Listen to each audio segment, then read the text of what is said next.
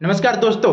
ये मध्यकालीन भारत का हम लोगों का दूसरा वीडियोज है जिसमें हम लोग आज मोहम्मद गौरी के बारे में समझेंगे कि कैसे ये भारत पे आक्रमण करने में सफल हुआ, क्या वजह था कि ये भारत पे आक्रमण किया, किस उद्देश्य के साथ इसने किया। और दूसरी चीज हम लोग जयचंद के बारे में समझेंगे। जब भी हमारे देश में कोई चीज होता है तो लोग बोलते हैं जयचंद मत बनो, जयचंद मत बनो। आखिर ये जयचंद है क्या, क्यों लोग इनको बदनाम करके रखा है, तो इसके बारे में हम लोग समझेंगे। लेकिन पिछले वीडियो में हम लोगों ने मोहम्मद गजनबी के बारे में समझा था और जाना था कि 1030 में मोहम्मद गजनबी की मृत्यु हो जाती है। तो ये गजनबी साम्राज्य के अंतर्गत ही एक छोटा सा जगह जो कि गौर होता है और वहीं का राजा मोहम्मद गौरी होता है। सबसे पहले हम लोग जान लेते हैं कि मोहम्मद गौरी लड़की नहीं बल्कि लड़का है, यानी ये पुरुष है, महिला नहीं है। बहुत लोगों के मन में डाउट रहता है कि मोहम्मद गौरी पुरुष है महिला है, तो ये नाम इनका महिला की तरह है लेकिन ये पुरुष है।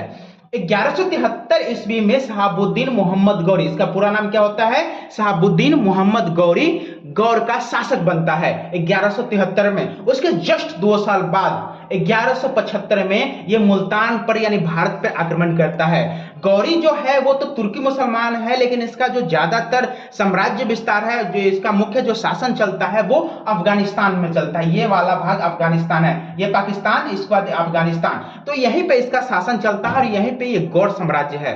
1175 में ये जब भारत पे पहला बार आक्रमण करता है तो ये मुल्तान के विरुद्ध आक्रमण करता है और उसके बाद 1178 में इसका दूसरा आक्रमण भारत के खिलाफ होता है, जो कि अहिनवाड़ा के शासक पाटन जो कि गुजरात में है वहां पे ये हमला बोलता है और यहाँ के जो शासक है भीम द्वितीय, इससे ये बुरी तरह पराजित होकर के वापस लौट जाता है। उसके बाद पुनः 1178 के बाद देखिए कितना गैप बच रहा है। 1191 में यह अब दिल्ली साम्राज्य पे आक्रमण करना शुरू करता है। पहले इसने यहाँ आक्रमण किया गुजरात में और यहां से यह भीम द्वितीय के हाथों बुरी तरह से पराजित होकर वापस लौटता है। उसके बाद 1191 में यह पुनः आता है और दिल्ली शासक पर, क्योंकि दिल्ली पर राजपूतों का उस समय में बहुत ही अच्छा शासन चल रहा होता है, तो यहीं पे पृथ्वीराज चौहान शासक होते हैं चौहान वंश के, वहीं पे 1191 में ये हमला बोलता है, क्योंकि बहुत ही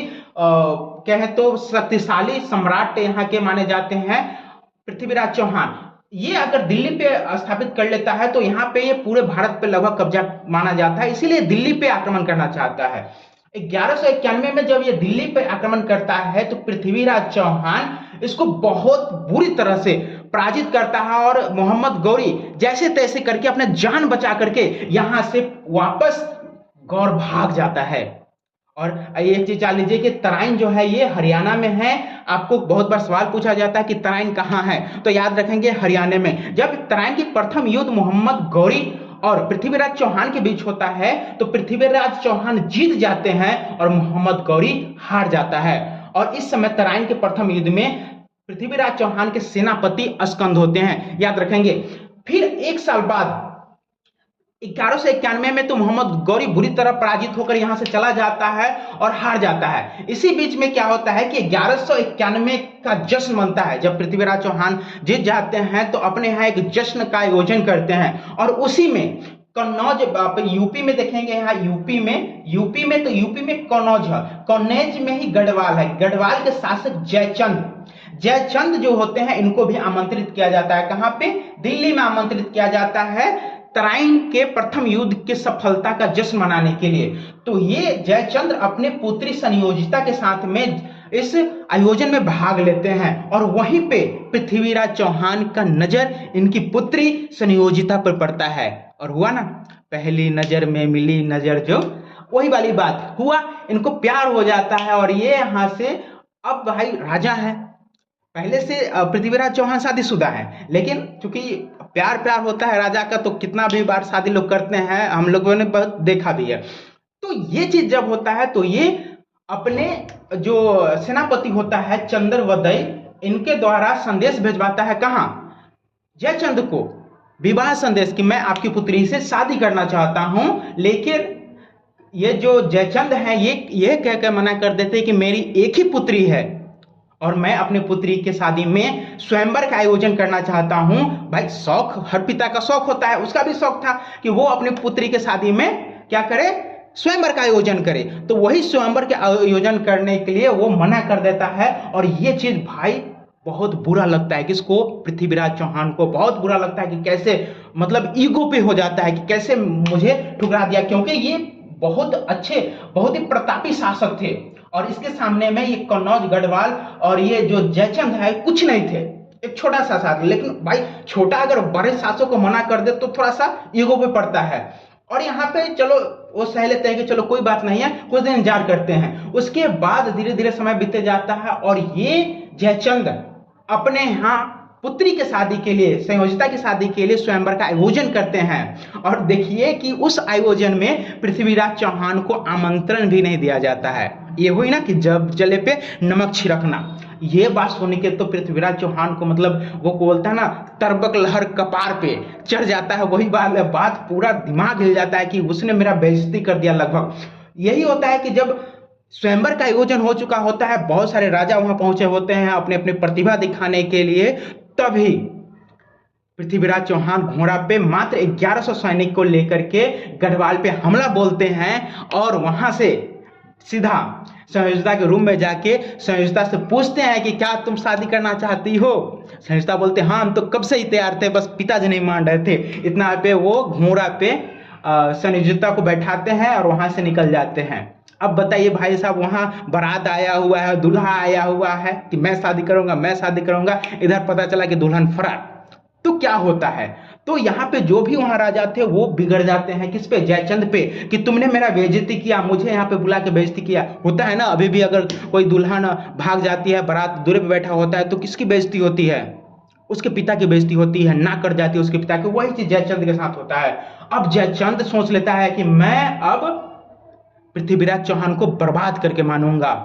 और इसीलिए ये जयचंद मोहम्मद गौरी को, किसको? मोहम्मद गौरी को पत्र लिखता है और पुनः भारत पे आक्रमण करने के लिए बोलता है।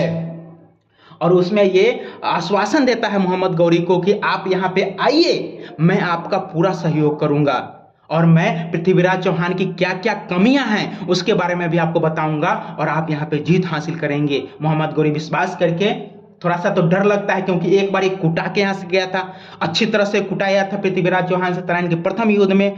तो यहाँ से वो डर डर के लेकिन थोड़ा सा विश्वास देता है, तो यहाँ पे वो आता है और दूसरी युद्ध होता है 1192, यानी अगले ही साल 1192 में तराइन में दूसरी युद्ध होती है जिसमें मोहम्मद गौरी जीत जाता है और पृथ्वीराज चौहान हार जाते हैं। और इसीलिए मेरे दोस्त कहा जाता है कि जयचंद मत बनो, जयचंद मत बनो। इसने अपने निजी स्वार्थ के लिए अपने देश को संकट में डाला। तो निजी स्वार्थ के लिए अगर जब भी आप अपने देश को संकट में डालेंगे तो आप जयचंद ही कहलाएंगे। इसीलिए जयचंद जयचंद कहलाता है। उसके बाद पृथ्वीराज मोहम्मद गौरी देखिए क्या करता है, जो कहता है कि जो अपने देश का नहीं हो सकता वो मेरा भला क्या हो सकता है। इसीलिए 1194 में चंदवारा का युद्ध होता है मोहम्मद गौरी और जयचंद के बीच में, जिसमें जयचंद हार जाता है और मोहम्मद गौरी जीत जाता है। हुआ ना, अपने देश के साथ गद्दारी करोगे तो मतलब कहीं के नहीं रहोगे। वही बात होता है जयचंद के साथ में। इसलिए यहाँ से हमें सीख मिलता है कि अपने पर्सनल स्वार्थ के लिए कभी भी अपने देश को संकट में नहीं डालना चाहिए। जो देश का नहीं हो सकता वो किसी का नहीं हो सकता, उसका अंतोगतवा हाल जयचंद जैसा ही होता है। तो जयचंद यहाँ हार जाता है। उसके बाद 1206 में यहाँ इसका शासन चलता है। तो 1206 में जब ये मोहम्मद गौरी यहाँ से लौट रहा होता है अपने देश के लिए, गौर के लिए, तो पंजाब से ये क्रॉस करता है। कहाँ से क्रॉस करता है? ये भारत हुआ और यहाँ से पंजाब से होकर ये यहाँ अपने देश क्रॉस करता है। यहीं पे एक खोखर जनजाति के लोग होते हैं, इन पे अटैक कर देते हैं। मतलब कोई भी पहले से तैयारी नहीं है कि युद्ध होगा, बस निफिकर जा रहे हैं। तो वहां पे अचानक से जब हो जाता है तो पूरी तैयारी नहीं होती है। इस कारण से मोहम्मद गौरी की 1206 में मृत्यु हो जाती है और 1206 के बाद इसी के गुलाम कुतुबुद्दीन ऐबक के द्वारा गुलाम वंश का स्थापना किया जाता है, जिसकी अगली वीडियो में हम लोगों ने चर्चा करेंगे। उम्मीद करता हूं कि ये हमारी छोटा सा प्रयास आपको समझाने का सफल हुआ होगा।